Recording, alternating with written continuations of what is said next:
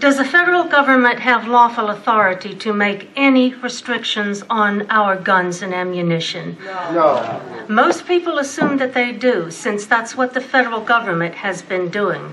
But they don't have lawful authority. I'll show you. Let's look first at when the federal government started restricting firearms. It was in 1927 when Congress banned the mailing of certain weapons. We went from 1776 to 1927, 150 years after our founding, when Congress decided we better start disarming the American people. Remember, the progressives had taken over the federal government by this time. In 1934, the federal government started regulating gangster weapons. In 1938, Congress told gun dealers they had to get a federal firearms license and maintain records of the names and addresses of persons who bought firearms. Restrictions on gun ownership have increased, and we now have a president and powerful political forces who want to disarm us entirely. So what are we going to do about it? Are we going to beg for crumbs and ask them to please let us keep some of our weapons if we get a license and pass their background check? Some of you may have seen the letter from the Utah Sheriff's Association. It is shameful because it begs Obama to let Congress decide what regulations to impose, and don't do it by executive order, please, Mr. President. But we must make a principled resistance. To do that, we must learn the applicable principle. So let's see what our Constitution says about whether the federal government has lawful authority to impose gun control. Now here is an interesting but little known fact about our Constitution. It is one of enumerated powers only. When we, the people, ordained and established the Constitution, we created the federal government. It is our creature. We are the creator. It is the creature. It is not our master. That's right. We listed, itemized, enumerated every single power we delegated to the federal government. That's why the Constitution is so short.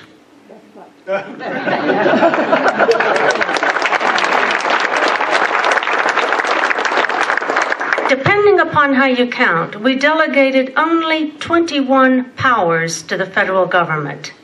The powers we delegated to Congress over the country at large are listed primarily at Article 1, Section 8, Clauses 1 through 16. So where in the Constitution did we, the people, delegate to our creature authority to restrict? Nowhere. We never gave the federal government that authority. It becomes so simple, easy, and clear when you just look to the Constitution. So, all laws made by Congress, all rules of the Bureau of Alcohol, Firearms, and Tobacco, any and all executive orders which purport to restrict firearms, and any and all Supreme Court opinions which purport to restrict firearms are all unconstitutional as outside the scope of the powers we delegated to our creature in this Constitution. Now let's talk about the right of self-defense. Our natural right to defend ourselves, our families, and our communities from attack is as old as human history. The Declaration of Independence at the second paragraph says our rights come from God. And it is God who gave us the right to defend ourselves with lethal force if necessary. The Second Amendment is not the source of our right. It merely recognizes that the right is to be free from any interference whatsoever by the federal government. What is it about the word infringe that we do not understand? Our framers were all for an armed American people. They understood that arms are our ultimate defense in the event the federal government oversteps its bounds. James Madison, father of our Constitution, writes in the second half of Federalist Paper number 46 that the reason the citizens, that's the militia, are armed is to defend ourselves, our families, communities, and states in the event the federal government ignores the Constitution limits on its delegated powers and turns into a tyranny. Now let's look at the early days of our republic. Our framers thought a heavily armed citizenry was a wonderful idea. I'll give 3 examples proving this. The militia fought in our war for independence. In the movie Patriot, Mel Gibson's character commanded a South Carolina militia. These were civilians who took up arms against the British. Everyone knew that the militia was the armed citizens, farmers, shopkeepers, blacksmiths, clergy. The militia still is the citizens. 2. Do you know what a letter of marque and reprisal is? Article 1, Section 8, Clause 11 authorizes Congress to grant letters of marque and reprisal. That clause permits Congress to authorize privately owned armed ships to make war on our enemies. During the depredations of the Barbary pirates during the administration of Thomas Jefferson, Congress issued a letter of marque and reprisal authorizing a privately owned armed ship to go make war on the Barbary pirates. In the War of 1812, when the British attacked us, Congress issued letters of marque and reprisal authorizing privately owned armed ships, privateers, to attack British ships. These privateer ships were as heavily armed as the ships of our own Navy.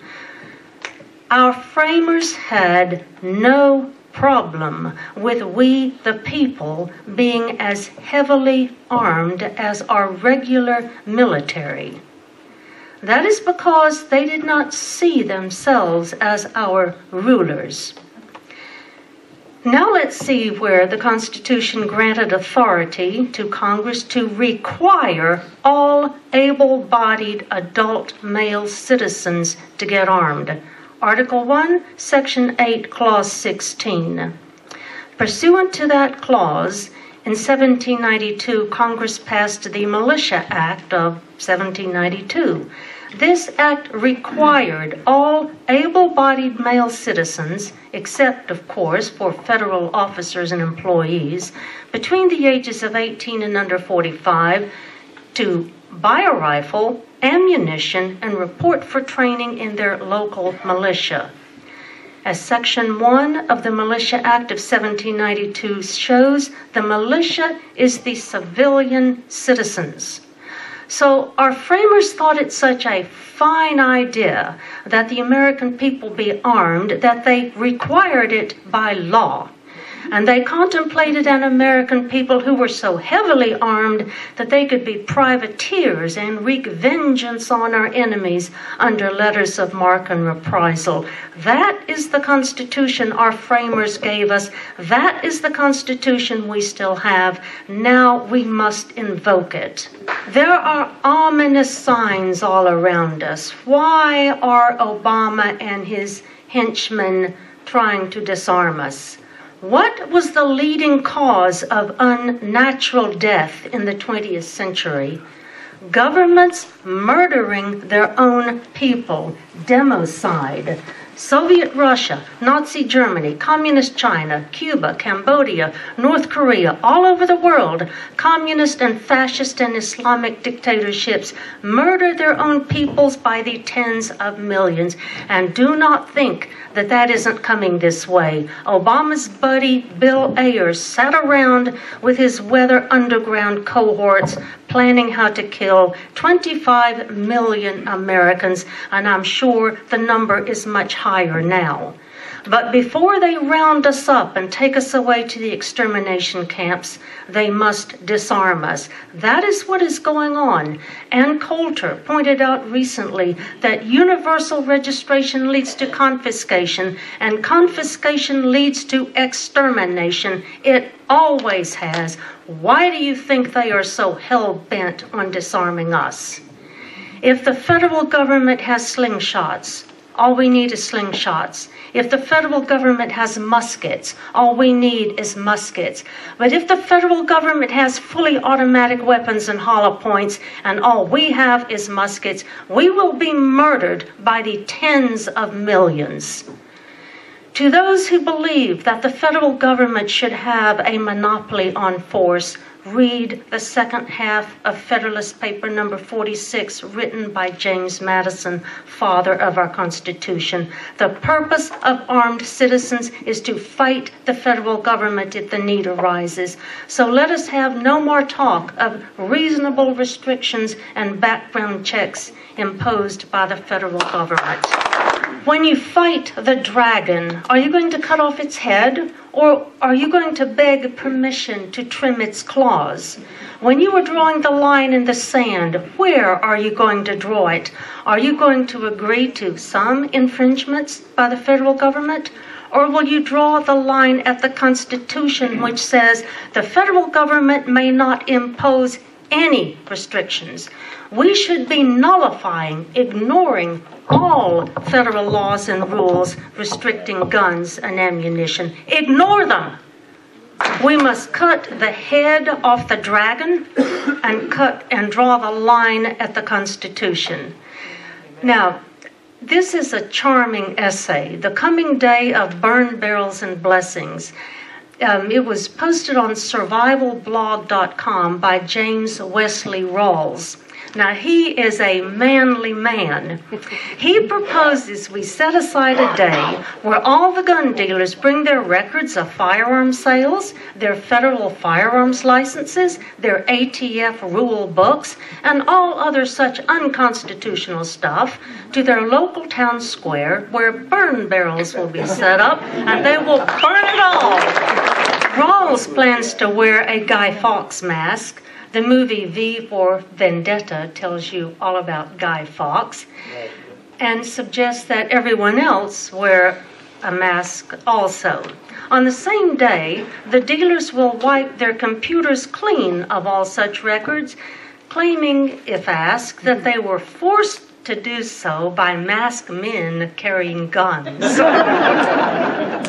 And remember, the federal government has no lawful authority to make any restrictions or infringements throughout the country on our right to keep and bear arms. Now I have a few words for all state and county officers about their oaths of office. Article 6, Clause 3 of the Federal Constitution and Article 1, Section 4 of the Tennessee Constitution require every official in this state to support the Federal Constitution. When you acquiesce in unconstitutional acts of the federal government, you are not supporting the Constitution. You are conniving with tyrants against your own people. And if you connive with tyrants against your own people so that you can keep your federal funding, then shame on you for becoming so corrupt that you allow yourself to be bribed with money that your grandchildren will have to pay back. And if you connive with tyrants against your own people because you are too cowardly to stand up to them, then you need to resign your office and let a manly man or a womanly woman do the job you are too chicken to do. Our Declaration of Independence recites how and this makes me weep, how our forefathers opposed with manly firmness King George's invasions on the rights of the people. But yesterday at the hearing on Senator May Beaver's bill, 3 members of the Senate Judiciary Committee showed that they lack the manly firmness to oppose federal invasions on our God-given rights to self-defense. Yes. Who are they? Tell us who they are. Brian Kelsey, Overby, and Finney. Throw them out of office. Now, a few words about the Tennessee Constitution and a state militia. When, in 1870, the present Constitution for the state of Tennessee was ratified, the people of Tennessee contemplated an armed citizenry. Article 8 of the Tennessee Constitution authorizes a state militia. Our state legislature may lawfully do the same thing for our state that Article 1, Section 8, Clause 16 authorizes Congress to do for the country at large. We can form a state militia, require all able-bodied male citizens to join. We may exempt males who are members of pacifist churches, and we may provide that any other able-bodied male citizen who doesn't want to show up for musters and training must pay a fine. Article 1, Section 28 of the Tennessee Constitution says that no citizen of this state shall be compelled to bear arms, provided he will pay an equivalent to be ascertained by law. This shows that the people of Tennessee once understood the importance of having all able-bodied male citizens, except for federal officers and employees. You don't want them in your militia, armed. Anyone who was not willing to take up arms in defense of this state could be fined. Yet Senators Kelsey, Overby, and Finney on the Senate Judiciary Committee aren't willing to lift a finger to prevent the federal government from disarming us entirely. What we need is some of that manly firmness Thomas Jefferson wrote about in the Declaration of Independence. And now I have a dire warning about the Second Amendment. Our misplaced focus on the Second Amendment as being the source of our right to keep and bear arms is a looming disaster. I'll show you how judges on the Supreme Court look at this. Article 3, Section 2, Clause 1 gives federal courts judicial power over all cases arising under this Constitution. The Second Amendment is part of the Constitution. Therefore, federal judges have judicial power over the Second Amendment. That means, in their minds, that they have the power to determine what the Second Amendment means, that they have the power to determine the scope and extent of the right. That's what they believe. In D.C. v. Heller, which was decided in 2008 by the Supreme Court, 5 judges on the Supreme Court said the Second Amendment gives us an individual right to keep and bear arms unconnected with service in the militia. But 4 judges said it didn't give us that right. Now here's the warning. If Scalia, Thomas, Alito, or Kennedy die, and Obama appoints the replacement, you will have 5 judges on that court saying the Second Amendment does not give individuals the right to keep and bear arms. That is why we must stop babbling about our Second Amendment rights, because we are one Supreme Court justice away from having our precious Second Amendment right taken away from us forever. The letter from the Utah Sheriff's Association regurgitates the ignorant babble about how the Second Amendment is what gives us the right to bear arms. Well, just wait until Obama or Hillary replaces one of our 4 remaining judges on that court. So we better start pointing to the Declaration of Independence, second paragraph, and insist that our right to keep and bear arms to self-defense comes from Almighty God and is unalienable, and no black-robed human can touch it. And now a few words about the very high status of the county sheriff. Your office is provided for in the Tennessee Constitution. You are elected by the citizens of your county. You take an oath to support the federal Constitution and the Tennessee Constitution. You are the highest law enforcement official in your county. I haven't read Sheriff Mack's book, The County Sheriff, America's Last Hope, but I have watched with delight, as I think you will too, a series of 5 short videos where Sheriff Mack explains the powers and duties of the county sheriff. You can find the videos if you Google Sheriff Mack, the power of the county sheriff. The federal government has no lawful authority to restrict our arms. We didn't delegate that power to the federal government in the federal Constitution. The Tennessee Constitution contemplates an armed citizenry, the state militia with its mandatory membership. Since the sheriffs swore to support our federal and state constitutions, then you must not permit federal authorities to come into your county and disarm your people.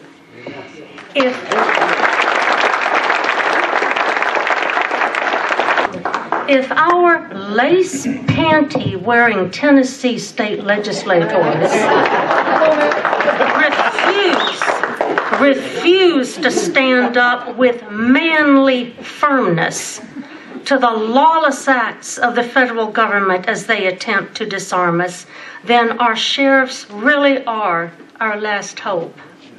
But you are not alone. You have the specific statutory authority, Section 38-3-102, to form your own posse with as many men in your county as you think proper. Sheriff Mack said he had 125,000 armed men in his posse. This is how you defend your people in your county in the event the federal government invades your county and attempts to disarm your people. In closing, a warning about the despicable business of federalizing the county sheriffs and the Tennessee State Highway Patrol. When Obama ran for office, he said he wanted a civilian national security force, which is, quote, just as powerful, just as strong, just as well funded as the military, end quote. Why does he want a civilian national security force? I'll show you. Congress holds the power over our military. Pursuant to Article 1, Section 8, Clauses 11 through 16, Congress is the one who declares war, determines the funding, and makes the rules for the governance of the military. Under the Constitution, the President is merely the Commander-in-Chief. The Federalist Papers say that Commander-in-Chief is merely the top general. Congress controls our armed military. Obama wants a powerful armed force over which he has total and exclusive control. The Department of Homeland Security is an executive agency under his control, and that is the vehicle he is using to federalize state and county law enforcement by putting them under the control of Homeland Security.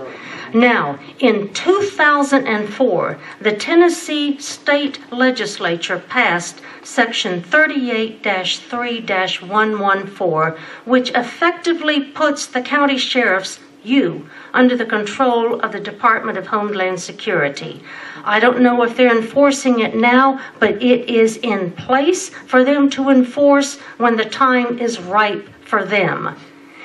This is the department which published the memo saying that veterans, Bible-reading Christians, people who talk about the Constitution, people who oppose abortion, and people who support gun rights are dangerous to the federal government.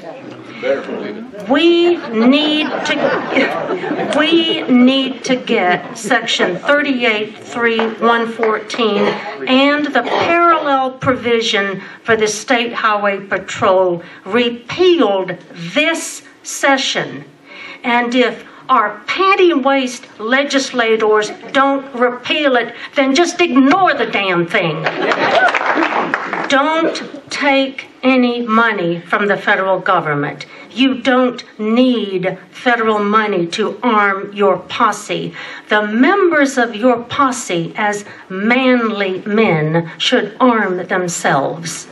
Thank you.